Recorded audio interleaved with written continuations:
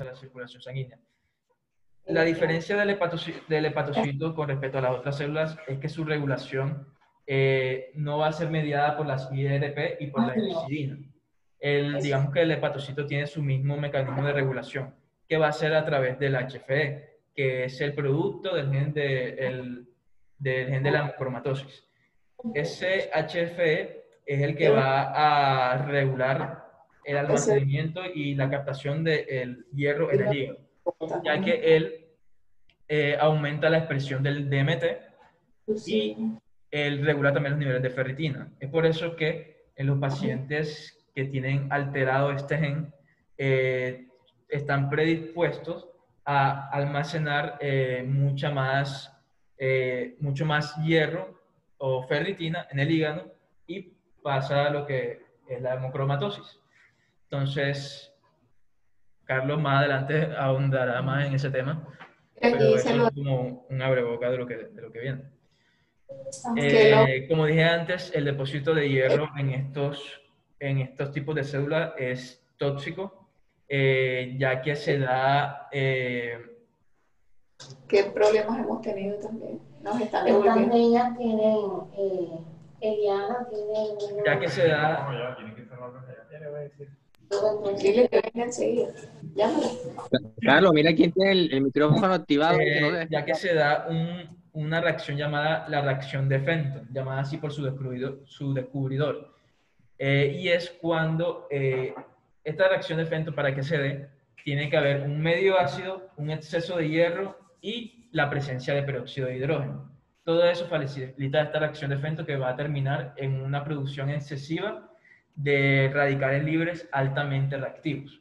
Entonces, estos radicales libres altamente reactivos van a dañar la pared celular de estas células, y es por eso que se da la toxicidad.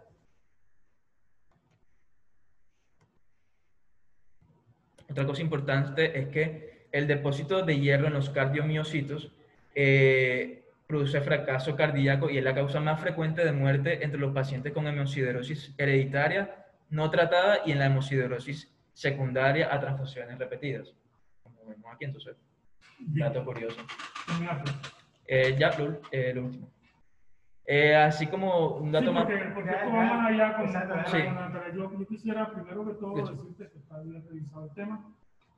Nos recuerda muchas cosas a nosotros los que ya somos viejos hematólogos. Así que yo te felicito por la exposición. Y creo que fue más que un abrebocas. Sí. Pero te puedo, como para tratar de resumir, porque digamos que lo que nos interesa fundamentalmente era que recordáramos esto para poder hablar de la complicación, digamos, que tiene nuestro paciente. Recordando lo que dije, que vamos del paciente al libro. Pero excelente recordar, y para mí me ha hecho recordar muchas cosas, pero yo podía sintetizar como para 2 o 3 cosas que se nos queden. Primero, que el metabolismo del hierro es cerrado. Lo que se gana por día con la dieta, excelente lo que dijiste del hemínico y del no hemínico, verduras, carnes, etcétera, se pierde con la descamación también entre 1 y 2 miligramos. Enfatizar que el hierro es muy importante para la hematopoiesis, pero que es tóxico cuando se absorbe mucho. Sí. Y que más o menos son unos entre 20 y 25 miligramos de hierro que nos da la dieta, y mira todo lo que absorbemos. Tú hablaste de ese concepto que se llama biodisponibilidad, que es la cantidad que tiene por gramo de tejido de hierro, y lo dijiste muy claramente, entre el 20 y el 30% de lo hemínico y lo no hemínico ni siquiera el 5%. Por tanto, en los pacientes que tienen anemia, siempre lo dijiste, hay que enfatizar, ¿verdad?, que coman ciertos alimentos. De hecho, en algunos países existe este tipo de alimentos, se maneja ya como un medicamento, porque es con hemina, con grupo M. No como nosotros a veces solamente tratamos el hierro con la suplencia de las sales de hierro. Ellos utilizan también esto como parte integral del tratamiento de un paciente que tiene déficit de hierro, que ya esa es otra cosa. En cuanto a todos los mecanismos que mencionaste, bioquímicos, moleculares, de cómo se absorbe Pero todo esto está genéticamente regulado. Por eso hay algunas alteraciones genéticas que ya nos va a decir el doctor, en donde hay una difusión y entonces se absorbe más de la cuenta.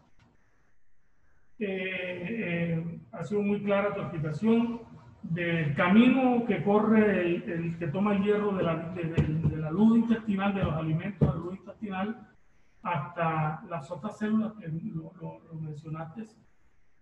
Jerarquizaste las 4 células más importantes, ¿verdad? Porque ese hierro, como estamos centrados en la hemopoiesis, ese hierro se absorbe, es transportado a los macrófagos de la médula o del hígado, para que se dé en forma de depósito, y esa recirculación es muy importante, y a través de las alteraciones en todas estas vías resultan varias enfermedades. La que nos centra hoy aquí, que es la sobrecarga de hierro de forma secundaria, que es la que nos vamos a centrar en un minuto, solo para recordar que esto es muy dinámico y complejo. Y ha sido reevaluado por todo el tiempo, digamos, hay libros solamente de eritropoiesis. Hoy la cuestión. Yo quería terminar, hay un libro de la Sociedad Europea que se llama algo así como eritropoiesis y hemopoiesis, donde está esto que tú acabas de decir de una manera espectacular, con unos dibujitos, con todo, que de pronto para que vemos si lo podemos conseguir la última edición. Yo tengo por ahí un par de ediciones viejas, de pronto si ellos la renovaron. Muy importante eso, porque ahí nos vamos a mirar entonces en la alteración de acuerdo a las enfermedades, para complementar esto. Finalmente, decir que es tan dinámico esto que se producen más o menos 200 billones de glóbulos rojos cada día. Esta vaina, que lo vemos así como que no, pues es permanente. 200 billones. Y ese reciclaje a nivel esplénico, que también hablaste con los macrófagos esplénicos, tiene que estar bien equilibrado. Si se pierde ese equilibrio, cualquier desbalance o da anemia ferropénica o da sobrecarga. Entonces, centrándonos aquí en este paciente, puede darnos ya para, el doctor va a hablar ahora, pero cuando empieces hablamos del paciente sucintamente, de por qué vamos a hacer esta resumen de la hemocidosis. No era nada importante, sino con el comentario que hiciste de los avances que ha habido últimamente. Y es que muchas causas de anemia ya han sido encontradas en estos circuitos, en este metabolismo de proteínas tan puntuales como la hepatina y la hepcidina. No es problema de absorción, no es problema de consumo. Es de distribución, de liberación. De transformación. Y aquello del férrico a ferroso y viceversa, y toda esa vaina entera, y hay anemias ahí muy puntuales, y eso es difícil de diagnosticar. Difícil de diagnosticar. Yo tengo un libro, yo no tengo un libro. El Chiqui González, mi maestro, tenía un libro gruesísimo que decía anemia ferropénica. Aún un diagnóstico difícil. Porque no es tan sencillo. De hecho, quiero anunciar aquí que estamos viendo la posibilidad de hacer un estudio de prevalencia de la anemia ferropénica en nuestra región. Es una idea que se nos ocurrió ayer, y en los países en desarrollo la prevalencia va entre el 30 y el 70%. Es un nivel increíble de una enfermedad común que tiene que ver con el estatus social de las personas y que se refleja en el rendimiento, en la escolaridad, en mil vainas. A veces nos centramos en la leucemia, lo último, que lo que tenemos a mano para trabajar lo olvidamos. Estamos con una mirada, increíblemente esto nos abre el apetito para empezar a hablar del glóbulo rojo, de las anemias y toda esta vaina como por 3 meses. Temas relacionaditos que los podemos estar abiertos al escenario para todos. Es muy importante. Entonces, sí es cierto lo que dice el doctor Víctor. Esto, mira, la reportina esta, también pueden haber algunas enfermedades y se interactúan con otras enfermedades. Cuando uno habla de las enfermedades de los trastornos crónicos, eso es lo que está dañado, la liberación, y eso es un mecanismo de defensa para no dárselo a las bacterias. Por eso se llama anemia de la inflamación, hipoferrémica tesauremópica, es decir, no tengo hierro disponible, me comporto como una anemia ferropénica, pero en realidad lo que tengo es sobrecarga, por todos esos mecanismos que dice el doctor, moleculares de liberación, que son importantes y que nos encontramos a veces con unos pacientes de diagnóstico puro, de anemias de difícil diagnóstico, que probablemente la causa esté por ahí, que no llegamos nosotros los químicos porque no está disponible un laboratorio común hacer toda esta serie de estudios. Bueno, Sí, háblate. continuando, intentaré ser lo más sucinto posible. Tenemos un paciente de 12 años con una aplasia medular muy severa de más o menos ya 14, 15 meses de evolución, que no ha podido recibir trasplante hematopoyético y por lo que ha sido altamente transfundido a lo largo del año y que se ha sido expuesto, quién sabe, más de 100 transfusiones, lo que lo ha predispuesto a tener una sobrecarga de hierro actualmente que requiere tratamiento quelante. Básicamente, eso sin... ¿Tiene una ferritina de cuánto? Él tenía 2.226. ¿Qué porcentaje de saturación de la transferrina tiene? Bueno, eso es un problema, pues, no sé, no puede hacer el El laboratorio. mayor de 35 Sí. que teníamos. Pero es muy interesante porque yo te lo menciono porque tú no puedes haber hemosiderosis con una saturación de transferrina normal. Sí. Entonces, de entrada, me disculpo con los demás. La solicitamos, pero hemos tenido un problema de laboratorio, pero la vamos a tener. Y estamos seguros que la tiene. Pero tenemos Pero el ejercicio químico es... Esta institucional tiene. Eh, Eso es lo que tenías que haber revisado. Pero bueno, dale para adelante. bueno, los puntos a tratar, bueno, ¿en qué se considera? ¿Por qué lo digo? Porque es que cuando, si estamos hablando de sobrecarga de hierro, se acumuló la saturación y entonces ese hierro libre, que es el que estamos hablando, es que va a ser un desastre. Bueno, ¿a qué se considera sobrecarga de hierro? ¿Cómo lo clasificamos? Y las causas de la sobrecarga de hierro. Nos vamos a enfocar en lo que es la hemosiderosis, un poquito sobre la hemosiderina, cuál es el diagnóstico y la hemocromatosis. Sus tipos, cómo se da el daño tisular y el diagnóstico y el manejo. Bien. Listo. Entonces, la sobrecarga de hierro es difícil o no es tan fácil decir que simplemente es por cuando se ve en pacientes que tienen la transferrina elevada. Hay que evaluarlo en el contexto del paciente concreto cuando uno ante este hallazgo de laboratorio puede ser, porque haciendo un pequeño paréntesis, en la transferrina podemos encontrarla en 3 condiciones, en la que es la apoferritina, que es un factor de retractante agudo, en la que no está unido... Por eso no está hablando de la transferina, está hablando de la ferritina. De la ferritina, perdón. En la que no está unido al hierro como tal. Ya hay monoferritina en la que uno de esos espacios simplemente está ocupado y la diferritina en la que es más disponible para todo el metabolismo del hierro. Entonces, una sola golondrina, como que encontrar solo la ferritina elevada, no nos va a hacer un diagnóstico como tal de una sobrecarga de hierro. Digamos que no hay una correlación entre el nivel de la ferritina y el depósito de hierro. Y el depósito de hierro. Así es, porque hay factores que pueden aumentar la cantidad, pero en una versión APO, en el que no está ocupada como tal. La inflamación es La un restante inflamación. de fase aguda. Entonces, para valernos o decir que un paciente tiene una saturación de transferrina, por lo menos tendríamos que hablar que tiene una saturación de la transferrina por encima del 45 y 50% y más hacia arriba, para poder hablar que el paciente tiene una sobrecarga de hierro. Promedio 70%. Ya que la transferrina por lo general solo se encuentra saturada en estados normales, 1/3 de ella, como dijo Jesús, entre el 35 y el 30% dentro de lo normal y dependiendo de la condición que tenga el paciente.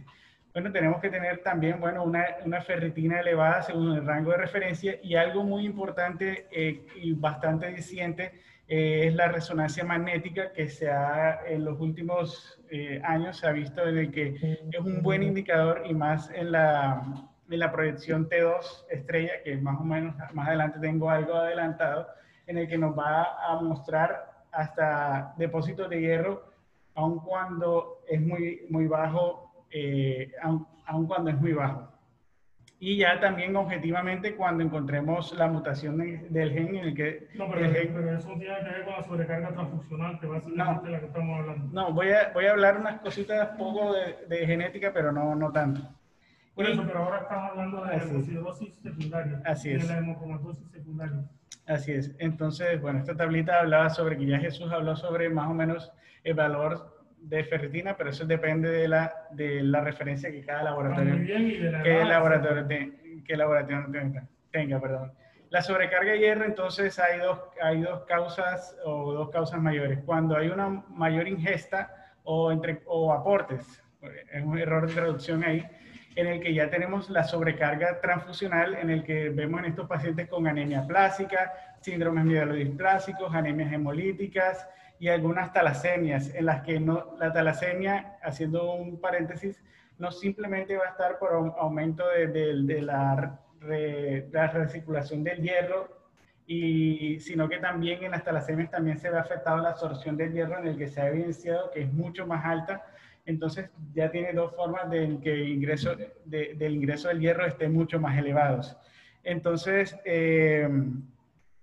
y la mayor absorción, ya que todos los trastornos genéticos en los que está la hemocromatosis hereditaria por la mutación del gen HF del cromosoma 6, en el que no se sabe por qué realmente hace que si es mayor afinidad a la ferroportina o si es que hay una alteración de la hepcidina en la que aumenta la captación de hierro.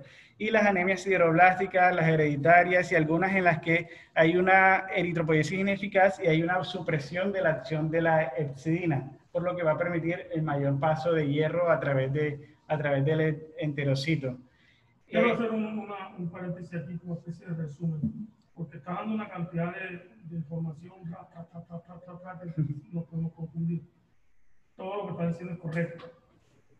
Pero como para ir. Entonces, estamos hablando de sobrecarga de hierro y nos vamos a hacer primero enfatizar un poquito en un paciente que ya tenemos una causa, que tiene una síndrome de fallo medular y por lo tanto levantaba transfusiones, y ya sabemos que cuando pasan las 25 transfusiones empezamos a tener problemas. Tenemos evidencia, digamos, indirecta de que tiene demasiado hierro en los tejidos de depósito. No la tenemos directa porque no tenemos la resonancia, que muy bien lo dijiste, en T2, ¿verdad? Y hay otros estudios, todavía menos. Y mucho menos tenemos biopsia, porque realmente en la medida directa hay una formulita muy sencilla para calcular por gramo de tejido cuánto hay más. La resonancia es magnífica, pero hay unos protocolos cuantificada y todavía esto no lo tenemos acá. Digamos que hay unos hallazgos indirectos y que los dos órganos más importantes del hígado y el de la morbimortalidad, como muy bien lo dijo el doctor Jesús, es la cardíaca. Así es. Por lo tanto, es lo primero que uno tiene que tener en cuenta. Para efectos prácticos, a nosotros nos interesa saber que nuestro paciente pueda resistir este trasplante. Sabemos que tener la ferritina elevada es score de morbimortalidad. Él tiene un score elevado por algunas causas, una de esas es la ferritina. Y no tiene disfunción miocárdica, por lo tanto, en un ecocardiograma normal, uno puede ver una difusión de las paredes, como incomotilidad, etcétera, que le infiera a uno que estamos teniendo sobrecarga de hierro, entonces hay que mandar la resonancia y tenemos que parar el trasplante. Ese no es el caso, ¿de acuerdo? Y además le estamos dando operación. Pero bueno, básicamente que hay unas otras causas de hemosiderosis secundaria diferente a esta que es transfusional, que tú lo mencionaste, como yo para repasar. Las talasemias, muy importante lo que dijiste, que también hay un mecanismo doble. Hay una hematopoiesis ineficaz en donde hay mucha oferta de hierro por reciclaje al macrófago a nivel de la médula y además aumentada la absorción. Para efectos terapéuticos hay que tener en cuenta ambas cosas. Pero los síndromes mielodisplásicos que tienen una hematopoiesis ineficaz. ¿Hablaste de qué otra cosa ahí? También están las anemias sideroblásticas, que son las talasemias, la dieta de Esto es muy importante, que hay otras causas secundarias, ¿verdad? Que no son las transfusiones. También nos mencionaste, ya como mezclándola un poquito con una enfermedad autosómica recesiva, que es la más común en Norteamérica, que es la hemocromatosis. Muy importante hacer un diagnóstico precoz, porque lo puedes intervenir no cuando el paciente Así es. tenga, sino es identificarlo y manejarlo, que tampoco es el resorte de esta charla. Pero es muy importante, como vamos a seguir en este tema, saber que hay unas personas que son, que sensibilidad recesiva, Autosómica es que requiere requiere de las dos, requiere de entonces las puede dos tener, alelos. es muy frecuente, pero muchos pacientes la cortan y ante situaciones de la vida, por ejemplo, tienen la mutación en el vaso corto del cromosoma 6 y después desarrollan otro problema, que se aunan para que presente la enfermedad. Así es.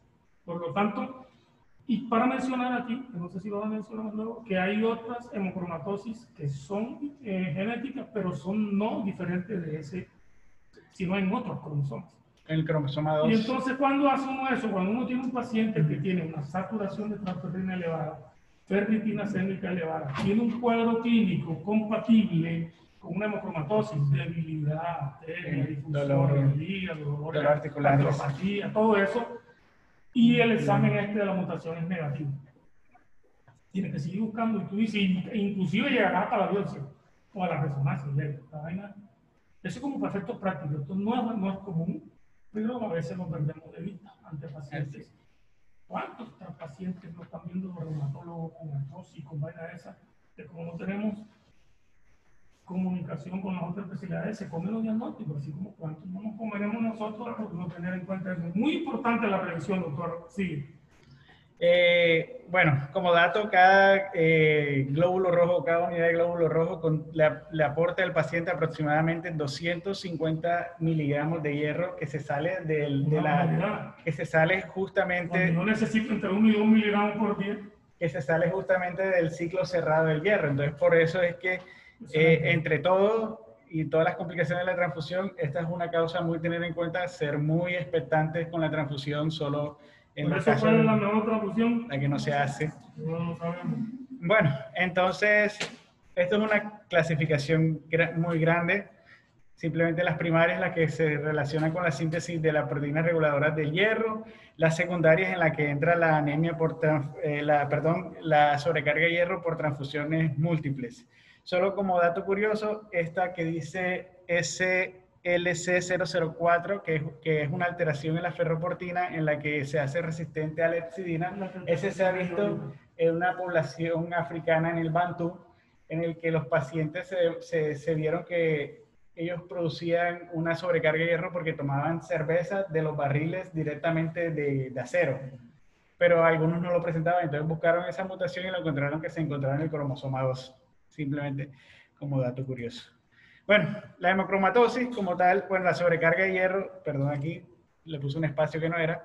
La hemocromatosis y la hemosiderosis pues se dan en el contexto del paciente que tiene una sobrecarga ya crónica de hierro, en el que la hemosiderosis no va a haber un daño orgánico como tal, pero que puede con el tiempo evolucionar a hemocromatosis con el tiempo. Y que en la hemocromatosis pues ya va a haber un daño tisular por los mecanismos de hiperoxidación en el daño mitocondrial y en el daño del ADN. Bueno, la hemosiderosis es una enfermedad caracterizada por la acumulación de hemosiderina en los tejidos que no produce un daño así de grandes rasgos. ¿Y la hemosiderina pero está libre en el intersticio o en algunas células? La hemosiderina está adosada al tejido, pero está... ¿Cómo es la pregunta? ¿Está en la hemosiderina esa en algunas células especiales o en el intersticio de las células que están dañando? Bueno, en esta condición hay dos condiciones. Una que es localizada. En el caso de los pacientes que tienen hemorragias alveolares o algún tipo de hemorragia, se puede producir en los macrófagos se puede producir una hemosiderosis localizada. Porque ese hierro que se acumula cuando se produce una hemorragia no se puede, no hay forma de reciclarlo. Entonces, Esa está en los tejidos. Y la otra es ya la que sí se relaciona con el hepatocito, con el macrófago y las células cardíacas en las que se puede evidenciar el acúmulo de la hemosiderina. Entonces, esa hemosiderina, la verdad no se conoce o no la encontré, no se ha definido una estructura química como tal, pero creo que es porque es una sustancia amorfa en la que contiene un hierro sin composición fija, y que es un conglomerado de ferritina agrupada junto con proteínas desnaturalizadas y lípidos. O sea, en casos normales, pues hay hemosiderina en una cantidad poca, porque la mayoría se acumula en lo que es la ferritina. Pero cuando ya cuando hay cantidad elevada de ferritina, esta se va a agrupar en una micela, por así decirlo, en una micela que va a formar lo que es la hemosiderina, que es una sustancia amorfa de mucha ferritina agrupada. Y que ella tiene, al igual que la ferritina, unas propiedades de supermagnetismo. Y ese es como un dato curioso de por qué la resonancia magnética funciona. Porque actúa como si fuera una sustancia sólida de hierro que tiene un polo electrocargado y tiene 3 iones libres que permiten captarlo al momento de la resonancia magnética, siendo la hemosiderina mucho más electromagnéticamente fuerte que la ferritina como tal, y que el hierro en el interior de la hemosiderina no es un hierro insoluble en su composición férrica. En esta pequeña imagen vemos acúmulos de hemosiderina, las que son de color marrón, si se logra ver en la imagen. Más o menos esos son cúmulos de hemosiderina en una biopsia renal. La hemosiderina en la médula ósea como tal, se ha visto que en un estudio más adelante que voy a mostrar, se ha visto que tiene una relación directa con la cantidad de ferritina elevada en sangre.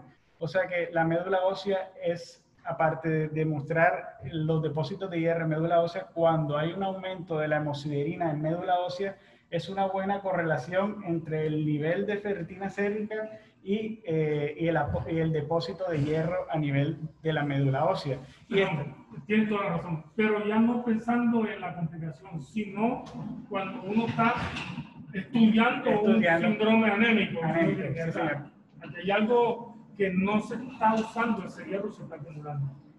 O se está reventando los dos rojos y se queda ahí. Pero ya no como patrón. Yo interrumpo, pero es como para enfatizar cosas, de que no puede quedarnos nosotros aquí que el nivel de ferritina puede ser interpretado como un nivel de depósito de hierro en los tejidos. Para eso hay otros estudios. Pero es cierto lo que dice que, digamos que la ferritina sirve para nosotros, para saber que no se está utilizando o para ver que tenemos una fase de hierro, cuando está muy baja. Como un estudio de screening inicial. Entonces, esta se va a ver, o esa hemosiderina se va a ver... Para tapar la sobrecarga, cuando estamos transfundiendo un paciente, para evitar que llegue a enfermar. Entonces, la hemosiderina la vamos a observar a través de la tinción de Peirce o azul de Prusia, que el fundamento es que el hierro que está unido se va a reaccionar con ácido clorhídrico y va a permitir que ese hierro esté libre. Y voy a hacer una propuesta. Jesús, averíguate, vamos a comprar los reactivos, vamos a aprender a hacer tinción de hierro en nuestras médulas. Investígate la fórmula, es muy sencilla, la compramos en cualquier laboratorio de elementos químicos. Tú me dices, la venden aquí, yo los compro, y la metodología de cómo hacer la reacción es sencillísima. Es de hecho de las más antiguas de todas las tinciones. Y el otro lunes, si es posible, nosotros hacemos unas tinciones aquí de hierro y empezamos a mirar y traemos la foto y ahí vamos aprendiendo. De acuerdo. Ok, entonces ese hierro libre se va a unir al ferrocianuro de potasio, lo que va a producir una precipitación de ferrocianuro férrico, que es una tinción de color azul. Entonces se evidencia de complejos insolubles que precipitan en ese azul de Prusia. Tú Esa es de Prusia. Okay. Y ahí tengo el fundamento, ya lo. No, ya lo es tengo sencillo, en hacer eso es PDF. sencillo, se mezcla, se lava y ya como las tensiones, pues después lo vemos. Bueno, Bacanísimo. en cuanto a la hemosiderina en la médula ósea, el International Working Group de morfología, en cuanto a la mielodisplasia, y me salgo un poquito del tema, ha referido que los sideroblastos patológicos es aquellos que tienen mayor de 5 gránulos sideríticos, en disposición perinuclear, rodeado del núcleo. O sea que normalmente si hay unos eritrocitos que tienen alguna cantidad de Sí, ese cuando hablamos de la técnica, sí, porque se acumula, queda en los mitocondrios. Así es. Tienen esa disposición. Bueno, Por eso. vamos a adelantar un poco acá. Este es un estudio que encontré en el que demostraba, en el que hicieron un análisis de aproximadamente 72 pacientes, cogiendo un grupo control y un grupo que presentaban la patología, y en el que correlacionaban los depósitos de hemosiderina en la biopsia de médula ósea y los marcadores de hierro corporal, y validaron con ese método cuantitativo con la tinción de PERS, y lo gradaron de 0 en el que no había ausente y 4 que era muy abundante. Y en el que se evidenciaron. Ese ahí no hay. Este es un grado 1, hay unas trazas o vestigos muy pocos o muy pequeños. Ya el grado 2. El grado 2 es una presencia escasa de pigmento hemosiderítico. El grado 3 ya la extinción azul que se va viendo alrededor de los cúmulos grasos que se observan. No, déjame llegar allá, para que estoy aquí una reunioncita científica. Allá lo decidimos. Se va viendo ya el cúmulo de hemosiderina como tal a nivel de la médula ósea. Acá vemos una tensión en un grado 4 en el que ya hay una abundante cantidad de hemosiderina. Y en el grado 5, que ya es evidente en una tensión de hematocilina y eosina, cómo hay esa abundante acúmulo de hemosiderina a nivel de la médula ósea. Entonces, en nuestros estudios de rutina siempre es muy importante esa tinción, porque si lo observan en 5 o si lo observan en 10, nos da una visión muy clara de cuánto es el depósito de hierro a nivel de la médula ósea. Pero que hay que evaluarlo bien porque puede ser parchado, no es uniforme en toda la médula ósea. Y esto simplemente, esta barra nos quiere decir que al mayor nivel de ferritina se encontró un mayor grado de hierro a nivel de médula ósea, con los cambios que ya acabamos de ver, configurando pues la ayuda para el diagnóstico de la hemosiderosis. Aparte que también está la biopsia hepática, en que más o menos se va a encontrar en la tinción de PERS los mismos hallazgos. La resonancia que vamos a ver más adelante. Para tener claro, hasta aquí hemos hablado de hemosiderosis. Empezaste hablando de metabolismo del hierro y ahora tenemos un metabolismo enfermo, en donde por un aporte excesivo se jodió esta vaina y ahora tenemos mucho hierro en el sistema. En sangre, evidenciado por la saturación y la ferritina elevada. Y en tejido, en la médula ósea, por el estudio de la tinción de hierro. ¿Cierto? Así es. Esa es la hemosiderosis. Entonces eso produce una vaina que se llama hemocromatosis, que es lo que vas a hablar ahora. Así es. Bueno, la hemocromatosis, el común denominador es la actividad aumentada y descontrolada de la ferroportina en cuanto a las que son de tipo genética, y que hay una exportación masiva del eritrocito al macrófago, y que el plasma hay una acumulación final en los órganos parenquimatosos, que ya sabemos en el hígado, en el corazón, en las glándulas y en algunas glándulas. Y que... Carlos, se fue la voz. ¿Aló? ¿Y ahora? Sí, ahora sí. Ok. Está bien. Ahí está el doctor Fausto también. ¡Ah, Fausto! ¿Qué más? Saludos. Bien, igual, mi hermano. Ajá. Bueno, lo que ya les había mencionado, que el aporte de hierro por parte transfusional, que se da 250 miligramos de hierro después de una transfusión en el que se salen de ese círculo cerrado, y que ya en pacientes que han recibido de 15 a 20 transfusiones, ya se puede ver que hay ya se ha visto que hay sobrecarga de hierro clínicamente significativa en estos tipos de pacientes que ya han recibido. Entonces, bueno, muy brevemente, las causas hereditarias son por mutación del gen HF, que es high hierro o high fer, que se encuentra en el cromosoma 6, y que la mutación más puntual o en mayor cantidad es la C282Y. que hay una sustitución de la guanina por adenina y que da lugar al cambio de la aminoácido tiroxina por cisteína, que ocasiona una alteración en la proteína codificada que codifica el gen. Que también hay otra mutación que es el del 67.3 y que está también la sobrecarga de hierro africana o bantú, que ya expliqué, que ya mencioné más adelante.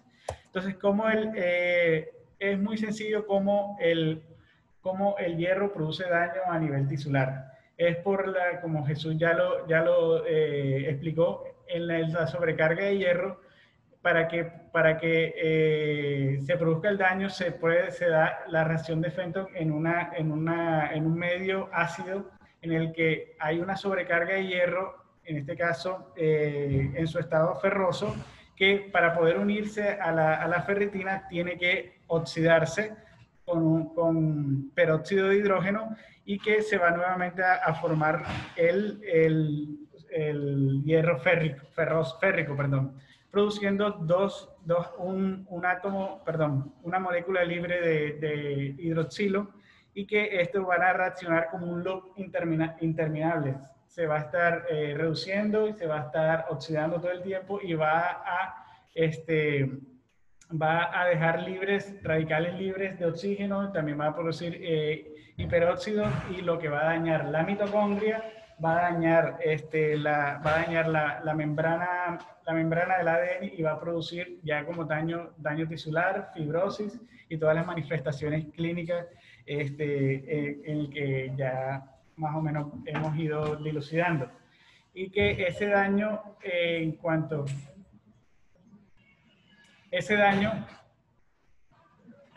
ese daño celular va a producir muerte celular con fibrosis, y que en la manifestación en los pacientes en la que es hereditaria se da alrededor de los 50 años, más o menos en hombres, y un poco más después en mujeres, después de la menopausia.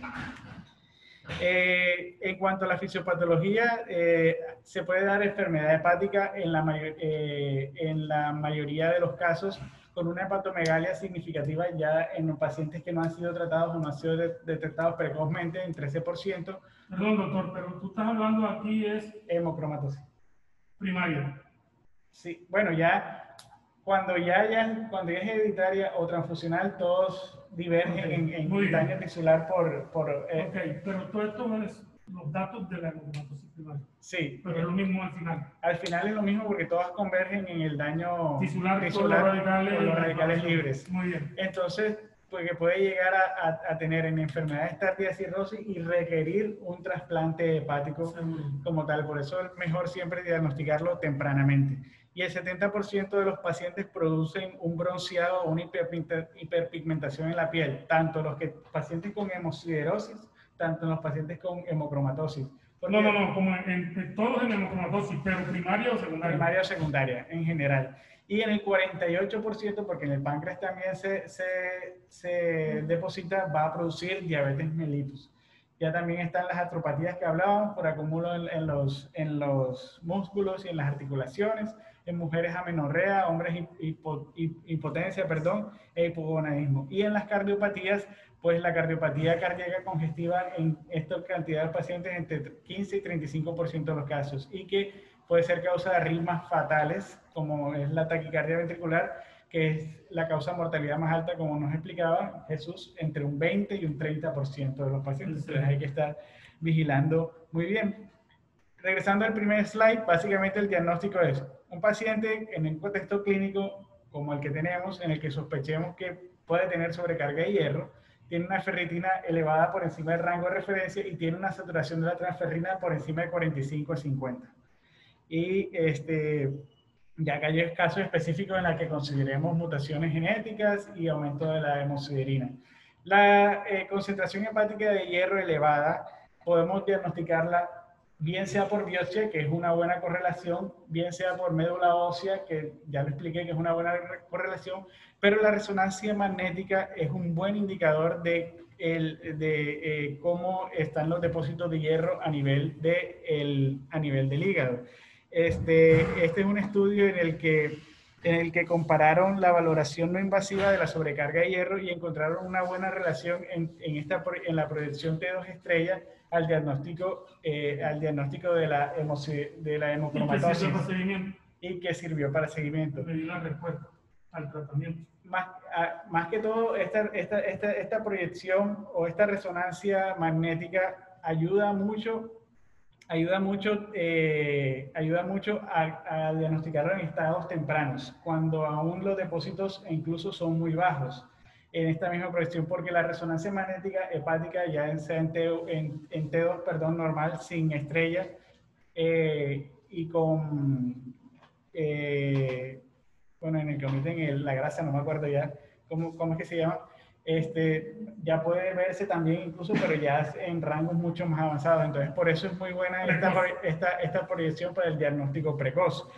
Porque básicamente lo que produce la hemosiderosis, el acúmulo de ferritina alta en los depósitos tisulares es que produce un cambio de magnetismo a nivel del tejido. Y lo que vas a ver es, como se ve en la estrella, en esta zona en la que va a perder su intensidad magnética. Y se va a reconocer básicamente eso. Es bastante complicado, estuve intentando, pero es complicado entender esto de la resonancia, pero básicamente es eso. Nos ayuda al diagnóstico y ya cómo es la respuesta a nuestro seguimiento. Nosotros hacemos seguimiento y si va disminuyendo esa cantidad de depósito de hierro a nivel del hígado, quiere decir que pues, vamos por buen camino. El manejo es muy sencillo.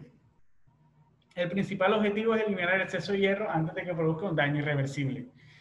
Y pues el daño irreversible lo podemos diagnosticar por los marcadores específicos ya en cuanto de cada, ya sea por biopsia, sea porque el paciente ya está presentando una miocardiopatía o una hepatitis en rango de cirrosis hepática o en rango ya de daño hepático o alteraciones generales, musculoesqueléticas y todo esto.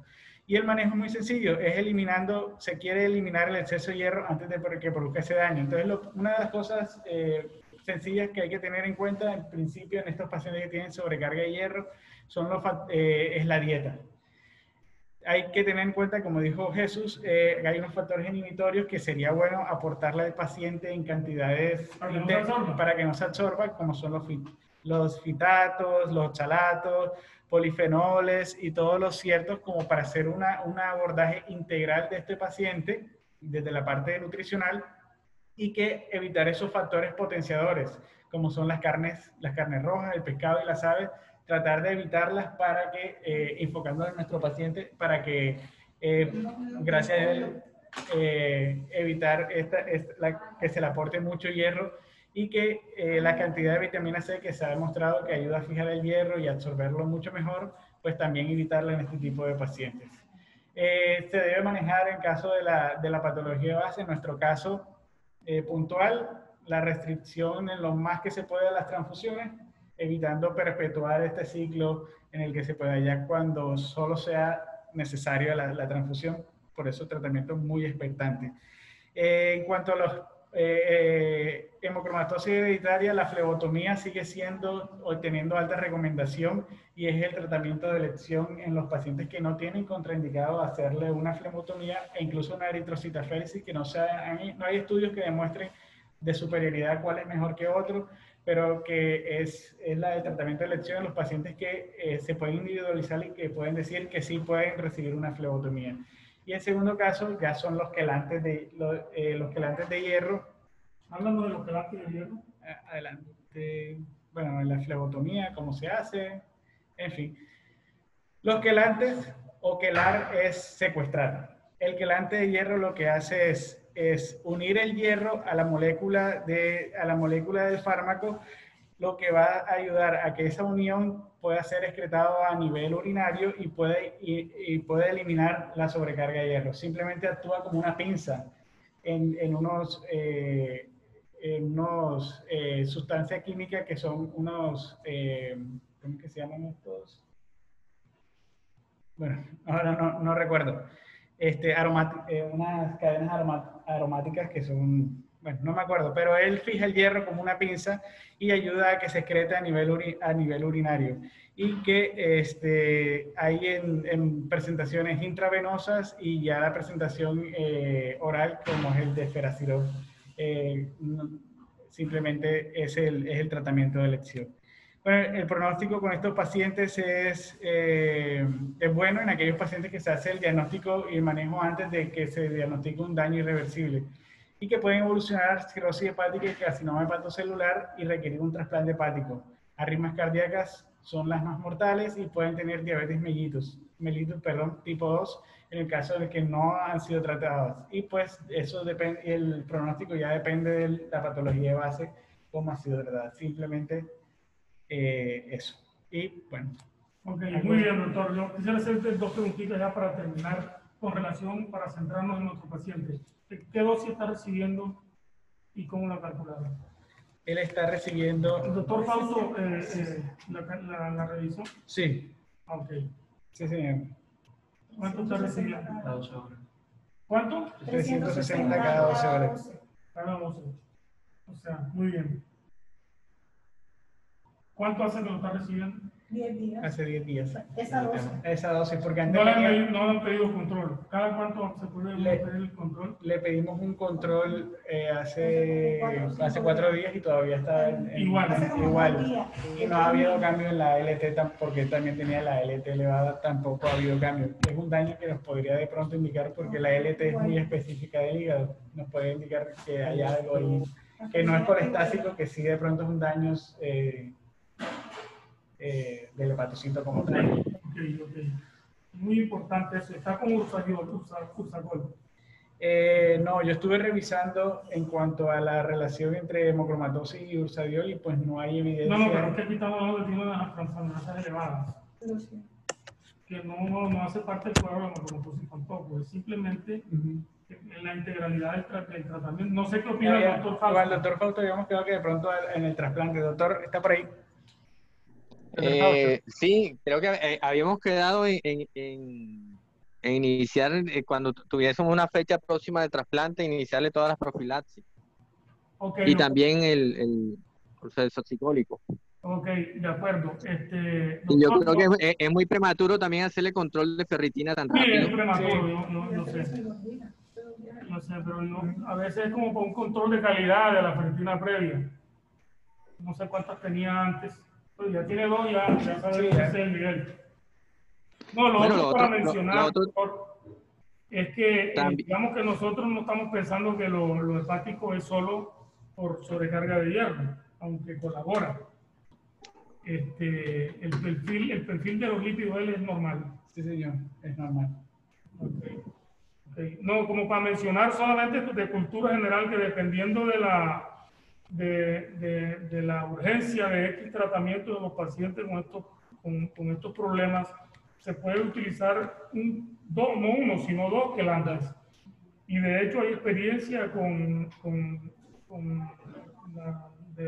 la inicial, la que antes usábamos, que ya no usamos, ¿verdad? Subcutánea. Sí, el problema es que la acción continua y está pegado ahí, pero bueno, igual el paciente está hospitalizado. No, exactamente, no, y que a veces dependiendo de si nosotros decimos vamos a tener mucho riesgo, vamos a quedarnos en agudo con deferencialidad endovenosa de difusión continua, como dice el doctor, y más los otros quelantes.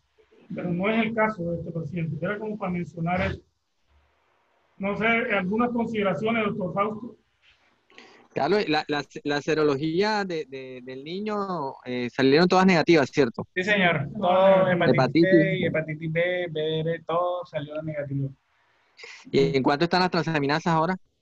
Tenía en 58 la GOT y en 226 más o menos la ALT.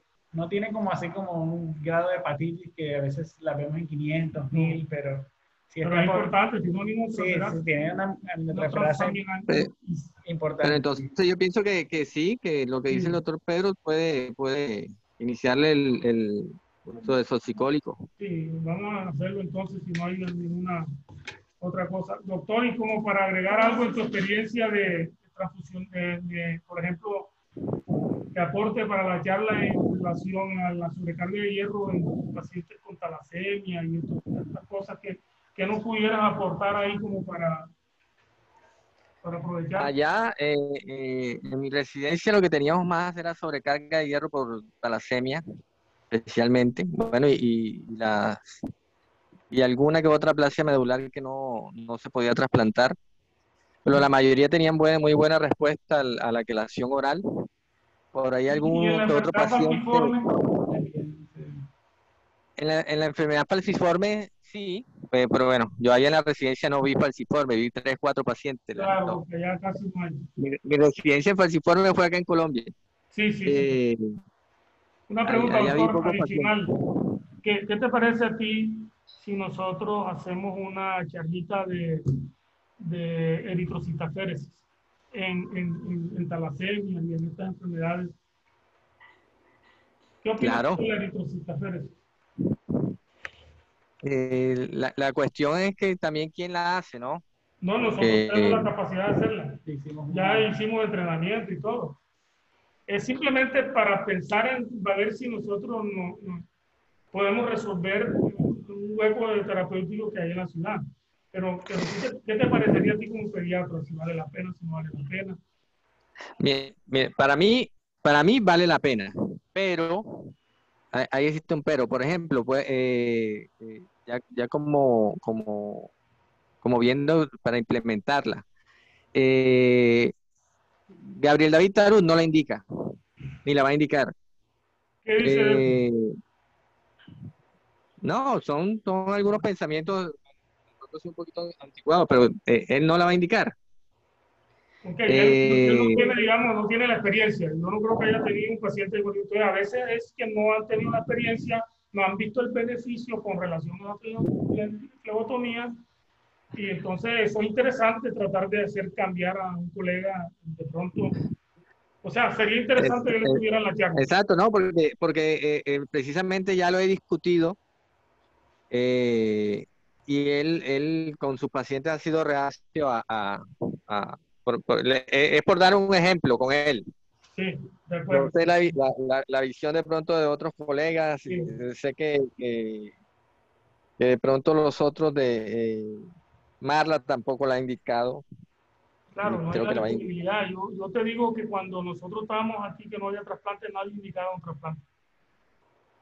Siempre sabes qué decían los colegas. Joder, qué bacán hubiera que hubiera trasplante para trasplantarte paciente. Y hasta ahí llegaba el esfuerzo, no lo ponían en la historia, nada. Entonces yo creo que hay algunas cosas, algunas fronteras en la medicina que como no está el actor, no aparece, no está la música, no aparece el que la baila. Pero que como para los niños, mira, en algunas enfermedades como esta que estamos hablando, ese es un tratamiento, existe la tecnología. En otras partes la hacen. Me parece mentira, en Valledupar hacen más de 100 procedimientos de esto al año. Y entonces nosotros estamos en boga de... Yo quisiera revisar el tema, no hablar de memoria, sino a ver si organizamos una reunioncita de eritrocitaferesis. ¿Te parece, Doc? Doctor Fausto. Sí, ¿para cuándo sería? No, la planeamos, es simplemente ver si hay interés o... Claro, yo sí tengo interés y Imagínate, de un paciente con estación del una crisis programa falciforme, ese tratamiento de elección. En agudo, una vaina que no se puede tratar el paciente, ahí tiene sus indicaciones específicas, aunque sea enfocándolo en falciformía. Vamos a ver entonces cómo podemos. Bueno, yo le doy las gracias a los doctores porque hicieron una buena presentación, nos abrieron el apetito para más cosas. Oye, estuvo muy buena las dos charlas, sí. Exactamente, así que felicitaciones. Gracias, doctor, por apoyarnos siempre presencial y virtualmente. Y a los doctores, a Rosalba. Gracias por acompañarnos. A Naida, hasta Margarita y Lizeth. Y Lizeth, muchas gracias. Esperamos que este sea el comienzo de unas reuniones más frecuentes, importantes. Gracias, hasta luego. Que pasen buena tarde. Chao, que esté bien. Bueno, muy bien, para nosotros nos sirve mucho para...